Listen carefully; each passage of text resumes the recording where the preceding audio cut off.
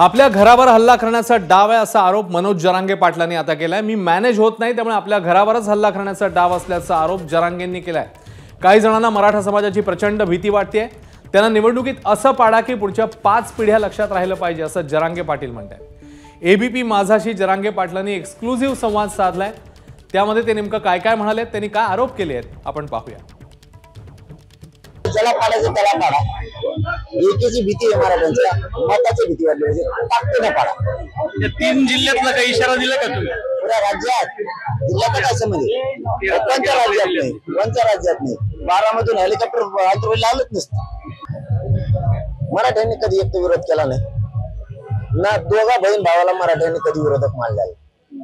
पण तुम्हाला इतकं मोठं करू, तुम्ही जर मराठ्यांविषयी अशा अफवा पसरवणार असतात मराठी कसे मतदान करतील तुम्हाला? इतकं मोठं करू, प्रत्येक वेळेस तुम्हाला निवडून द्यायचं, इतकं मोठं करायचं। तुम्ही तरी जर मराठा ओबीसी वाद हे म्हणत असलात, पुढे वाद आहे ते भासवते की समोरची भासवते? तेच ना, मग तेच विचार मी सांगतो तेच की आम्ही कुठे मराठा ओबीसी वाद केलाय? तुम्हीच क्लिपावर बोलता मराठी एक झाले आणि तुमचं व्यासपीठावर कोण आहे? सगळे मराठ्याचे आमदारची लाईन आहे।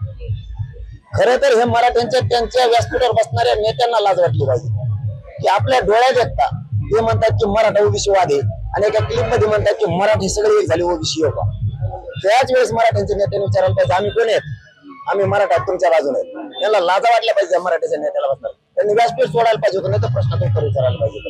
कारण आम्ही त्याच्या विरोधात कधीच नाही, कधी बहीण भावाला आम्ही पंकजात मुंडे आणि धनंजय मुंडे यांना कधी विरोधक मानलं? कधीच नाही। मग तुम्ही असं का करताय? तुमच्यात आमच्यात कधी काही झालेलं नाही, तुम्ही का असं करताय?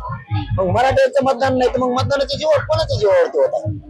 मराठ्यांचा विरोध असण्याचं काही कारण नाही। तुम्ही हातानं अफवा पसरल्या। आता याच्या पलीकडे सांगतो, बीडला कोण आहे मराठा उमेदवार मराठा ओबीसी वादाला? क्लिपाविषयी रोषे समजा त्या कुठल्या आहेत? आता मग आता एवढ्या मोठ्या नेत्यांनी पंकजा ताईंना असं बोलायला पाहिजे का ते मराठी एक झाले? मराठी एक झाल्यास तर तुमच्या व्यासपीठावर बसायला जागा नाही मराठ्याला इतके।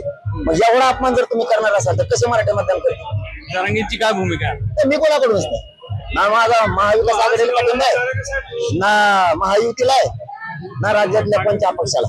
मराठ्यांच्या हातात निवडणूक आहे, मराठ्यांनी ज्याला पाडायचं त्याला पाडावं। पण ह्या वेळेस तुमच्या एकीची भीती आहे, तुमच्या मताची भीती वाटली पाहिजे। असं पाडा नाही एखाद्याला 5 पिढ्या कोणी उभाच नाही राहिलं। तुम्ही यासाठी नेमायला लागला, आई बहिणीवरती हल्ले करायला लागलात, तुम्ही आता नवीन डाव रचायला लागलात माझ्या कुटुंबावरती हल्ले करायचं। म्हणजे ही पद्धत गृहमंत्र्यांना शोभणारी नाही, ही चांगली गोष्ट नाहीये। शेवटी मी जरी डावावर लागलो, माझं कुटुंब जरी लागलं तरी मी सरकारला हटत नाही। तुमच्या कुटुंबावरती हल्ला करण्याचा आम्हाला तशी ऐकू माहिती मिळेल, मी त्याची पक्की माहिती घेतोय। मी सरकारला माझी निष्ठा विकत घेता येणार, माझी इमानदारी विकत घेता येणार। समाजासाठी मी इमानदारीने काम करतोय।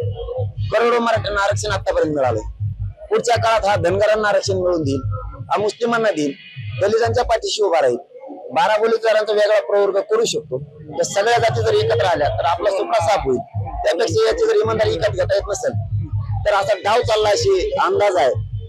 मला तशी खबर मिळाली की कुटुंबावरती हल्ला करा म्हणजे जे प्राणघातक जर हल्ला केला तर या महाराष्ट्रात असा माणूस नाहीये। मी खूप जबाबदारीने बोलतोय एबीपी माझाशी, असा महाराष्ट्रात माणूस नाहीये त्याचा लेकरात जीव नाही। एबीपी माझा, उघडा डोळे बघा नीट।